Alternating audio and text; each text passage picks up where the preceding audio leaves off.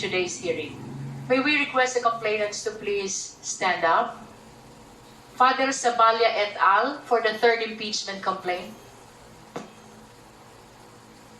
Let us place on record that the private complainants in the third impeachment complaint are present in today's hearing.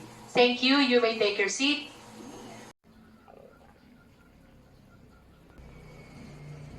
Can you please raise your right hand? Do you swear to tell the truth, the whole truth, and nothing but the truth before this committee? Thank you. Bakit di naman tayo nag-convict dito eh? If these allegations are true, we are looking at the literal conversion of the public treasury into duffel bags for private distribution. This is why clarificatory questions are not just a procedural right. They are a constitutional necessity. That we need to ask, bakit kailangang dumaan ang pera sa duffel bag? At kartarkis kung legal ito. How can the office of the Vice President justify spending 125 million pesos in just 11 days in safe houses for payers that PSA says do not even exist?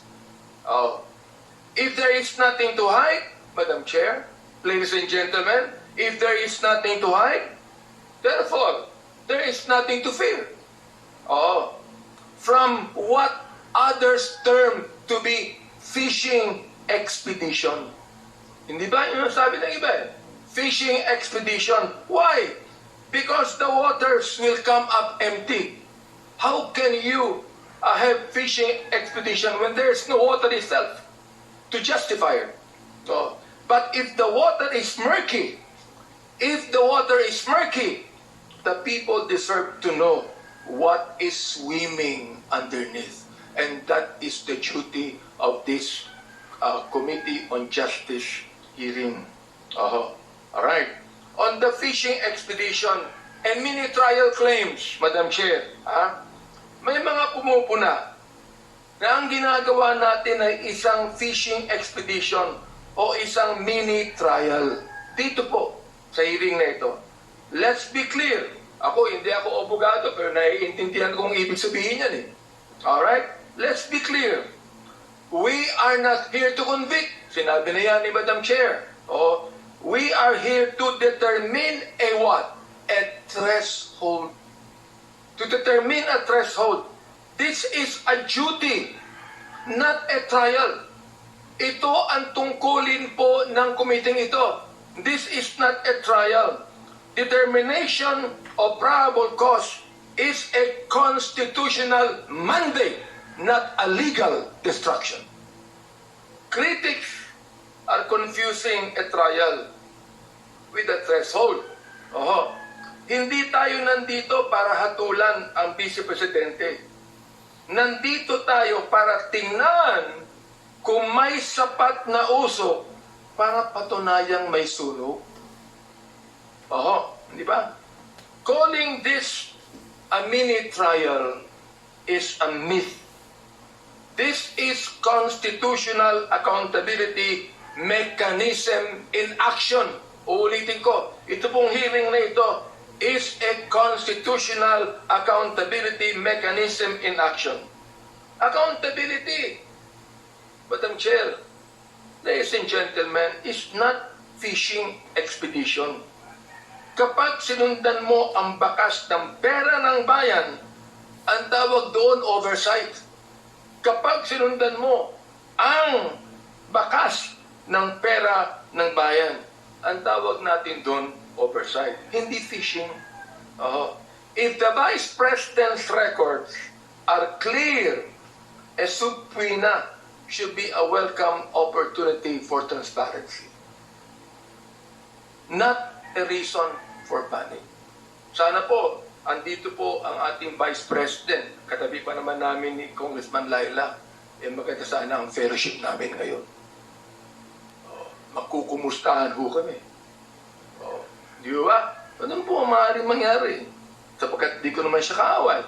You cannot claim a fishing expedition when the bait is specific allegations of fund misuse is already on the hook. Nandun na mismo sa hook We are just doing our what? Tinatawag nating due diligence. Tinitiyak natin na kumpleto ang ebidensya kapag inihain natin Senado ang kaso dahil ang House ang tatayong taga-usig o prosecutor doon. Hindi po persecutor, kundi prosecutor. Now, on the qualifications of Ramil Madriaga, Madam Chair, kini-question po ito ng ilan. Let us talk about our resource persons according to his affidavit. Ramil Lagunoy Madriaga, a graduate of San Sebastian College of Law, and a former officer of the PSG and VPSPG.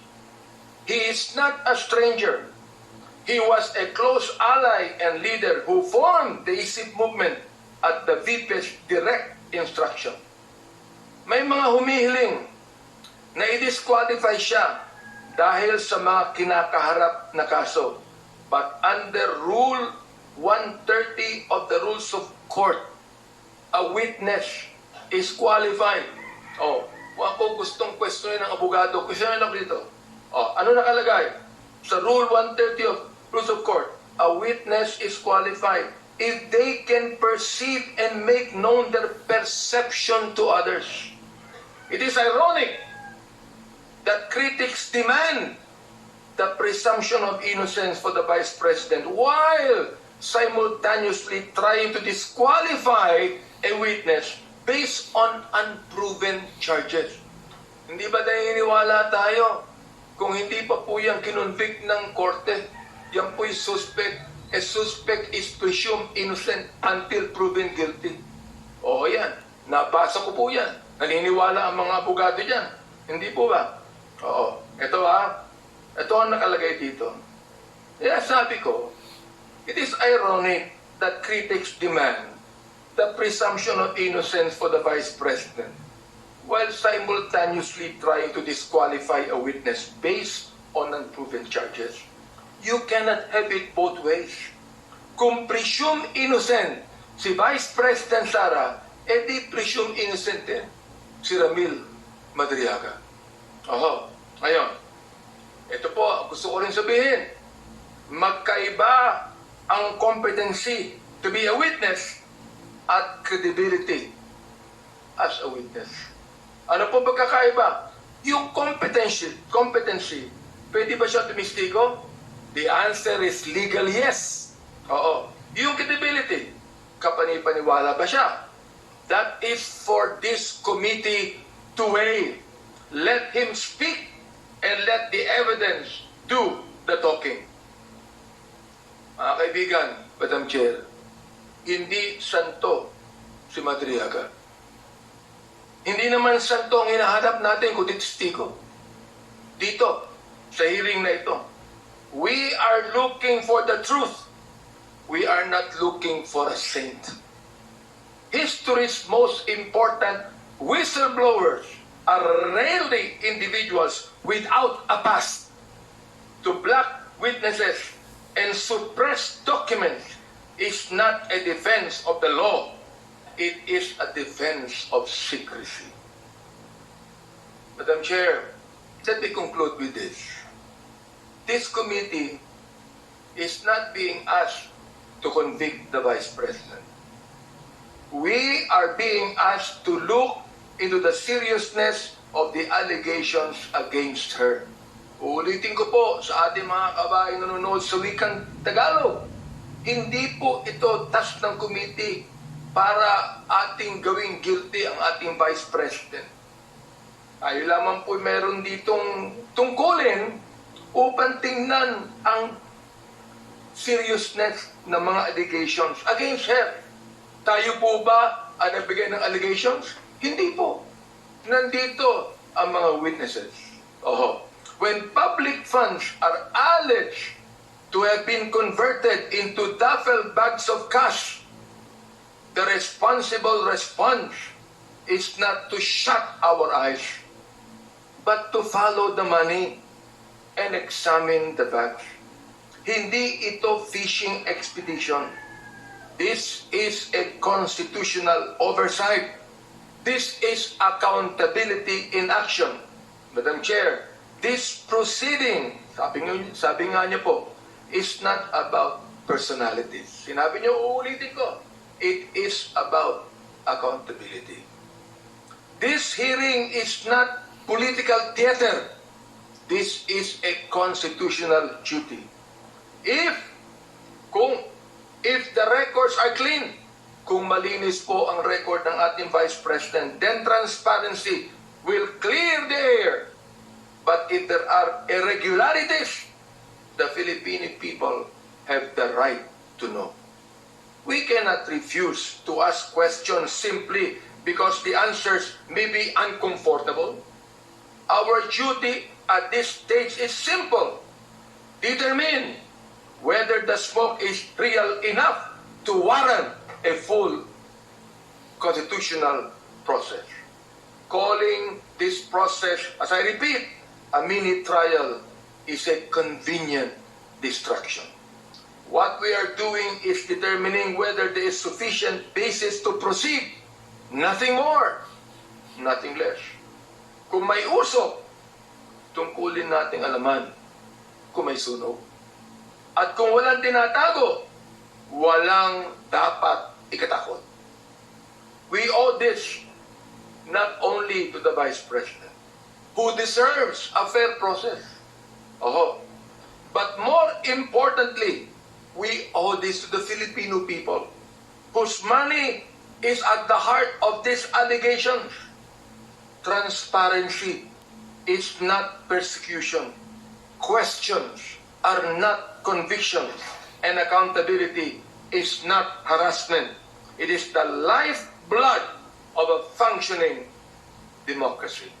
I would like to remind everyone to the scriptures written in Luke 8:17. Sabi po ng Panginoong Jesucristo, for nothing is secret that shall not be made manifest, neither anything hid that shall not be known and come abroad. Maraming salamat po, Madam Chair. Thank you. Thank you,